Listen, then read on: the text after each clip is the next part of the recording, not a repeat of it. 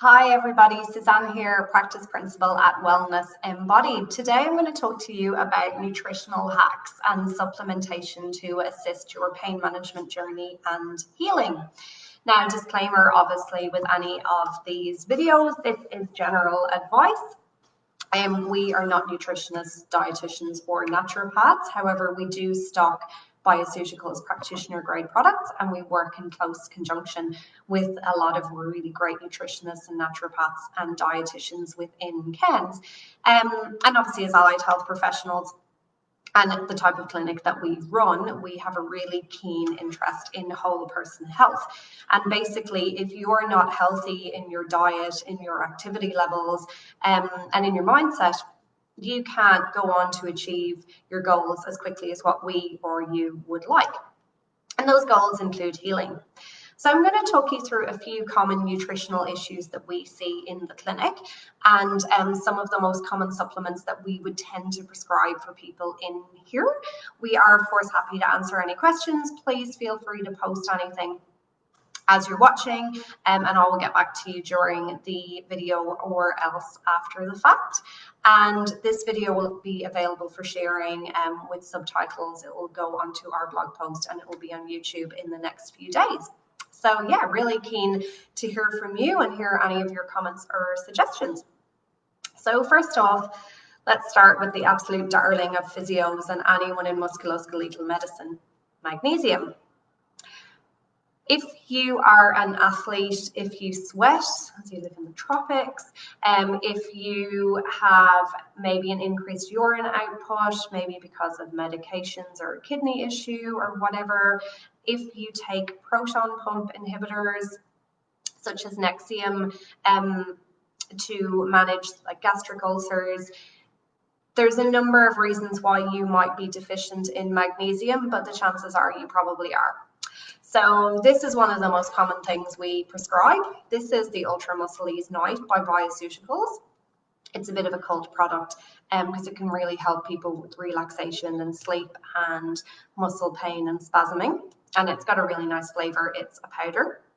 But we do also have it in a non-night format. We have it in a cream and we have it in a tablet format, which is also vegan.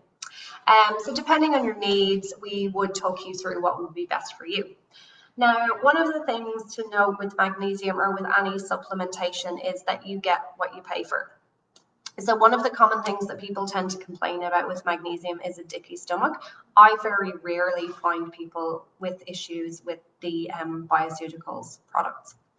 So it's really great for muscle cramps, but it's also great for relieving some mild symptoms of anxiety, for improving your sleep. And an interesting fact that we've noted recently, we're all in the process of doing the complete concussion management accreditation to become a concussion management clinic, and we already treat a lot of post-concussion syndrome sufferers. And magnesium has a really protective effect against post-concussion syndrome. So if you are somebody who has sustained a bang on the head recently, you may want to think about upping your magnesium pretty quickly, and you can come in and talk to us.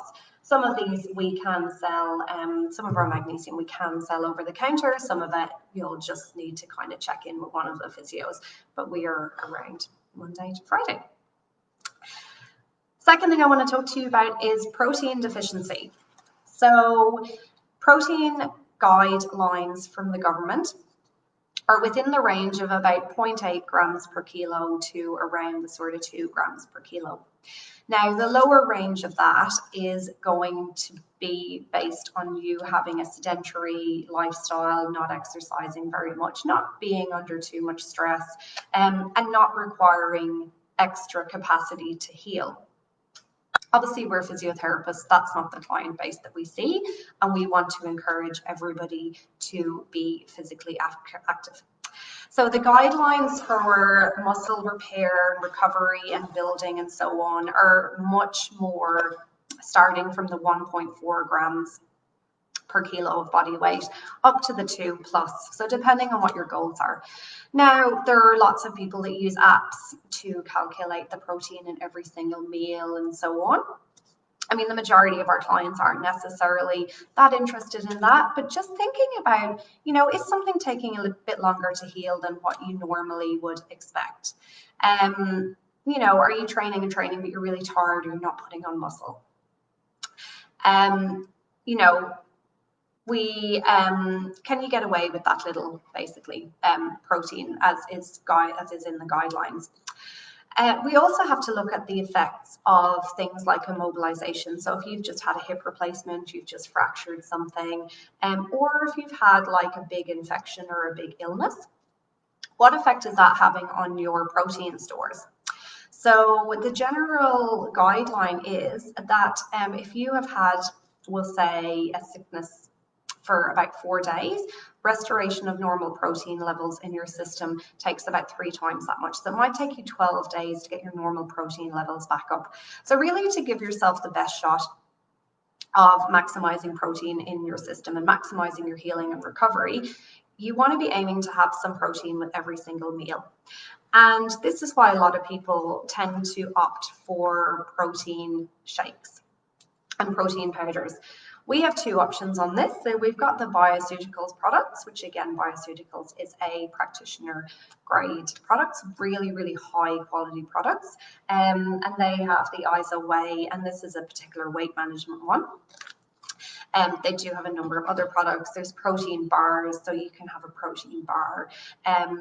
You know, or you can snack on some nuts, you can have some tofu, but just being mindful of what you have with every meal. And then the second option that we have is through Arbonne. So if you wanted a vegan protein powder, protein or protein bars, we have got a number of things in the Arbonne nutritional range, which I have just jumped off the page. But there's like meal replacement shakes, there's protein powders, there's all sorts of different bits and pieces, and we can just order those for you at any time. You can give us a ring or drop into the clinic and have a chat to us about what you need. What else did I have to say about protein? So yes, protein is broken down by chronic stress states, which a number of people are in right now or have been over the last couple of months. Post-pregnancy, you need some more protein. If you've got chronic inflammation, an autoimmune condition, polycystic ovary syndrome, type 2 diabetes, all of those things, you might need to take on a little bit more protein. Now, if you have a serious medical condition or an issue that might cause problems with absorbing protein, definitely talking to your doctor or talking to someone about that. So again, just being aware of this.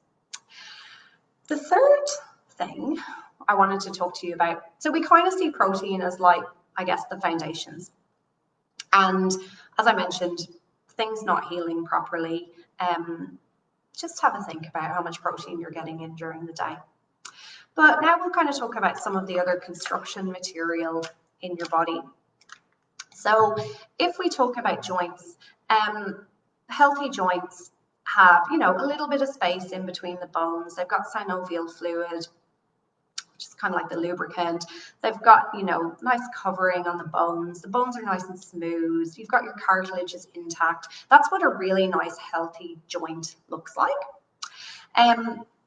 When you start to get over a certain age, and a certain age might be as low as kind of 40 to 50, which is super low at the moment. If you start MRIing and X-raying everyone, you'll see little degenerative changes somewhere.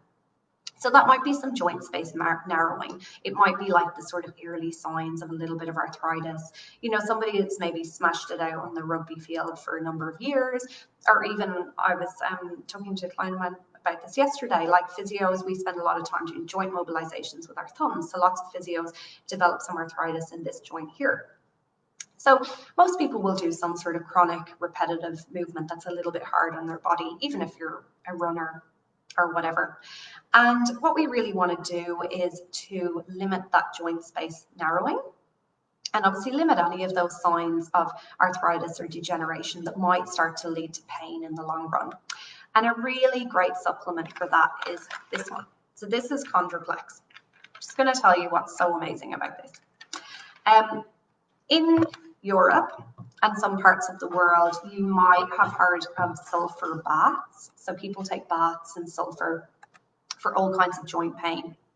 And there have been studies on the positive effects of these baths and also on people actually drinking the sulfur. Now, that sounds a bit disgusting.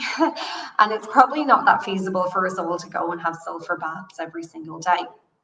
So there's been a number of studies on different compounds containing sulfur and different joint supplementation that can help your joints.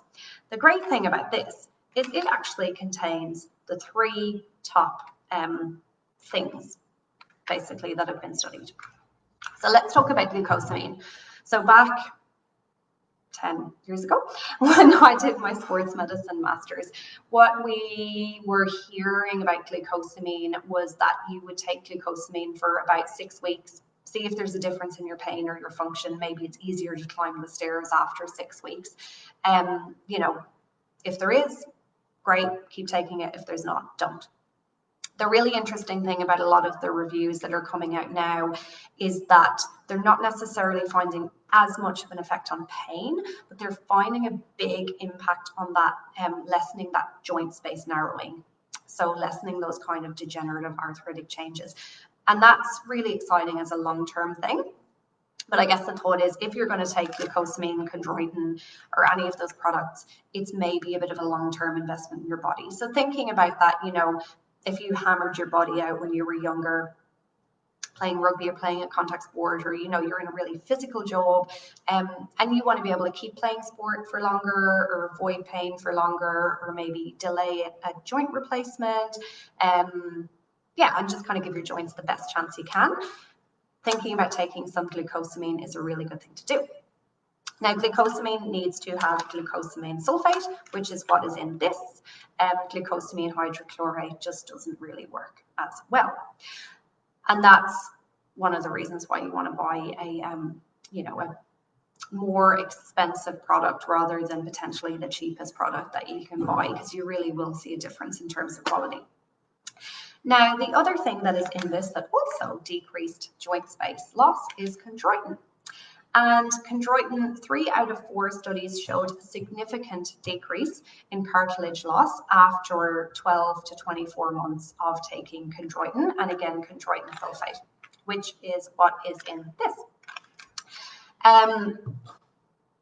That's great. I mean, that's, you know, a significant difference across studies. That's really awesome. Combining the glucosamine with the chondroitin, really amazing. The other thing which is in this product is MSM, which is like a natural painkiller. And again, because it's a bit of a longer term one, you can just get MSM on its own. It's actually really cheap. It's probably like $20 for a packet of the bioceuticals one that we sell just with the MSM. And studies have shown that it inhibits some of your inflammatory cytokines, which are kind of just like little inflammatory mediators within your blood. But it's also been shown to help the effects of glucosamine and chondroitin. So when you get the supplement Chondroplex and you combine the 3 of those together, great. So yeah, again, an investment supplement. It's one that we might discuss with you during your treatment and see if that is something that might work for you.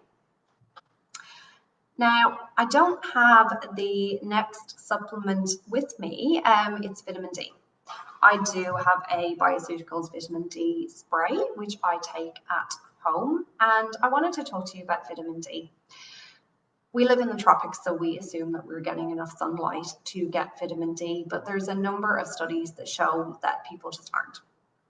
So vitamin D can be compromised at a number of latitudes. So if you live in, say, Edinburgh or anywhere a little bit higher than that, you probably can never get enough vitamin D in just from the sun. So you're going to have to supplement. Whether you get your vitamin D from a supplement or from the sun, vitamin D is actually an inert vitamin until it enters your body, which basically means it gets activated once it enters your body, and it's fat soluble, so you need to take it with a meal.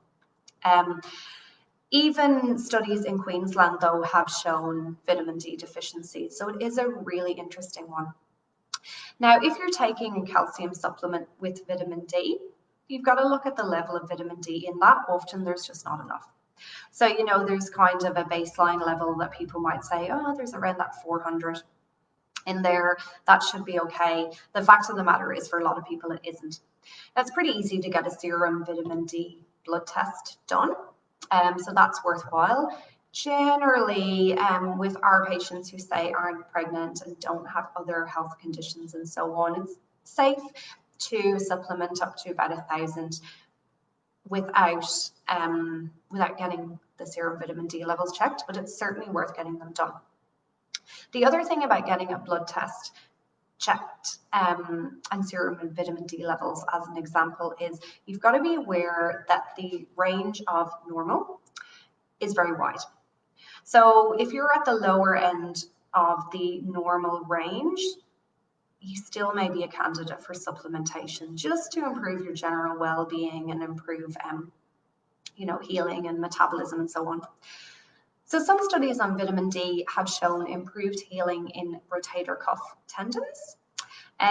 Lower levels of vitamin D during pregnancy have been correlated with lower pelvic floor muscle strength after pregnancy. And vitamin D deficiency is also associated with pain, such as in conditions like fibromyalgia, where you get multiple areas of muscle pain, so sort of achy muscles and so on. But yeah, certainly in an ideal world, getting those serum vitamin D levels checked, putting you on a decent dose of vitamin D, and then just rechecking that serum vitamin D is the thing to do. The next thing I want to talk about is fish oil.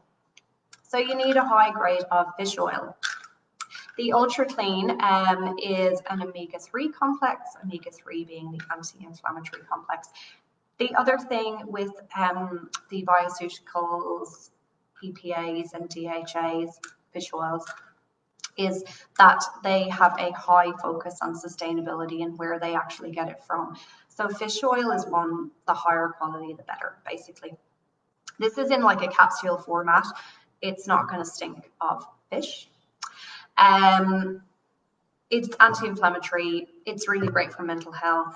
It has been shown to lessen the loss of skeletal muscle mass because of illness or injury. And it's also been shown to increase muscle strength in response to exercise. Now, there are ways that if you are vegan or vegetarian, you can get your omega-3s in. So things like flaxseed oil and chia seeds, and there are some algae-derived supplements as well, which you can try. And all of those are really great. But, in the case of kind of pain, inflammation, even stress and so on, maybe worth thinking about getting. I wanted to touch on curcumin, or turmeric, and I haven't actually brought the supplement that we have here, but we do have a supplement called theracumin. So first basic principle, spice, great. Any spice, great for their anti-inflammatory properties and health properties and so on. And obviously thinking about, fresher spices, not things that have been sitting in your cupboard for the last 20 years in a bag. But if we look at turmeric, there's a lot of things that affect the absorbency of turmeric. So we do sell theracumin, which is a bioceuticals product that contains the active ingredient from turmeric.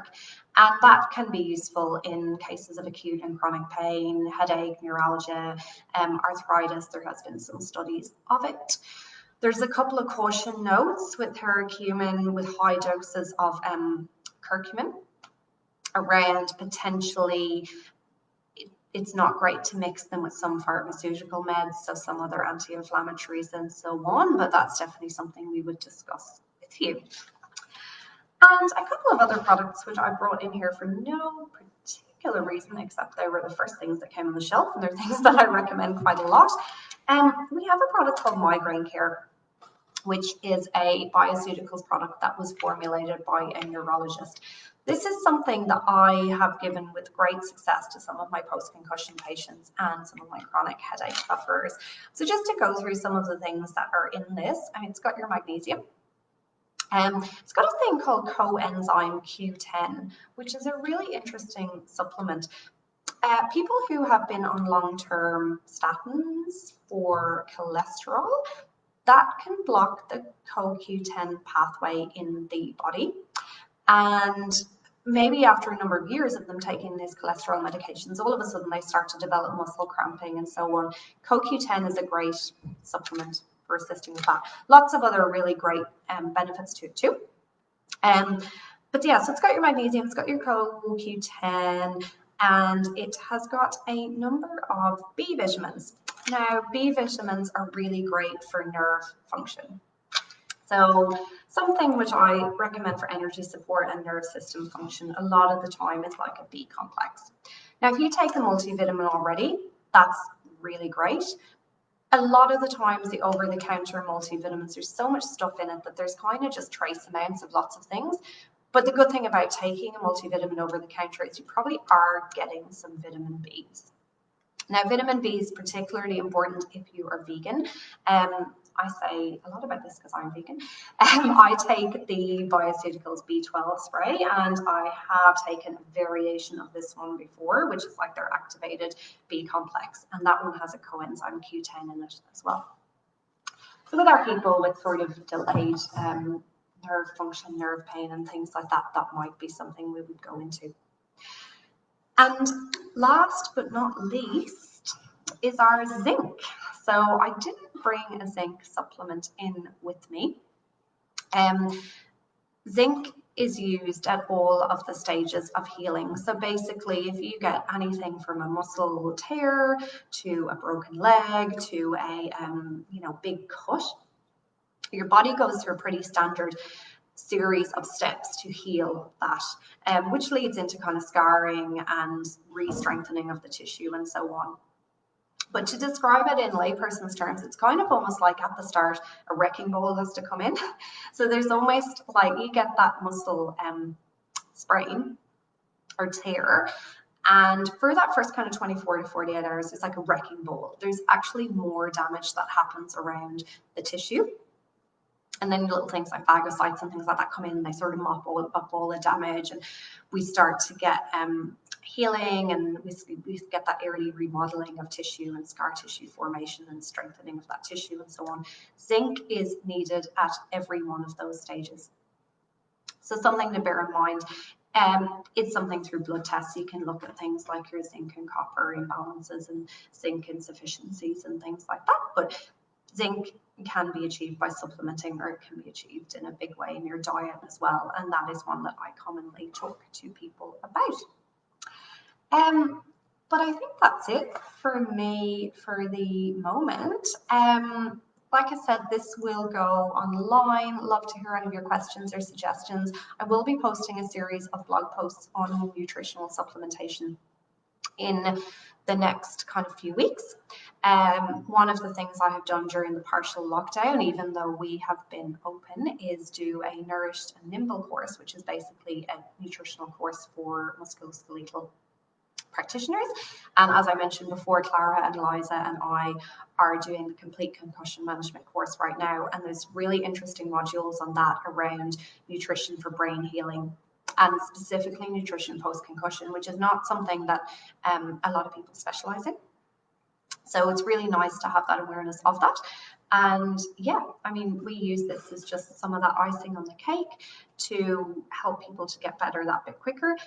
Our complex cases and people that really want to go a bit further with that nutrition and dietary stuff, which I highly recommend. We do have people we work with and we refer to them all the time and kind of cross work in with them. So that's really great. Great. Thanks for watching, everyone. Have a wonderful day.